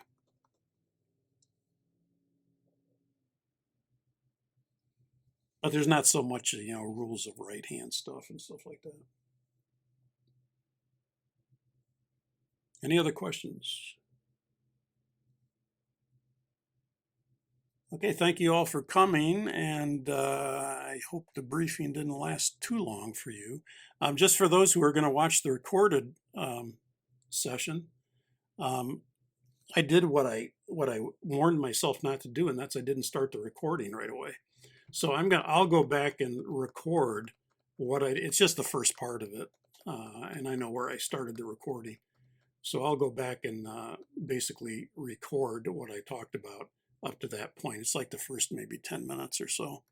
So I missed it on this recording. So I have the recording for the rest of it, but did miss it for about the first 10 minutes. And if that ever happens, I'll just go and re-record if I have to. Okay, thank you all for coming, and Happy New Year and all the best in 2023. And we'll see you next week for the FTD-PC FS 1 flight period. Oh, good. RC flyer. That's good. You came across it by accident. Yeah, that's what I hope happens. You can check again these are all free, but if you want to check out Patreon, that includes all the materials, and it kind of enhances it, and it's a very reasonable cost, and there's some benefits to it. But if you just want to come to it for free, that's fine too. And you can come to it for free. These are recorded for the Patreon members, but it's not recorded for everybody else. So if you happen to miss this, you're probably not going to find it. I'm not going to have it posted publicly. And that's so that the Patreon members get, value out of the recordings, and because they're paying a little bit for it. So.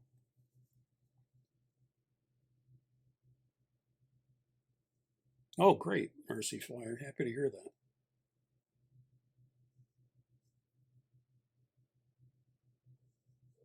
Okay, looks like nobody has any more questions. If you do, I'll keep this up for another half hour or so, hour. And if you do think of a question, just stick it in there and I'll see it. Thank you all, and we'll see you next week for period number 1 of the FTD. Captain Al out.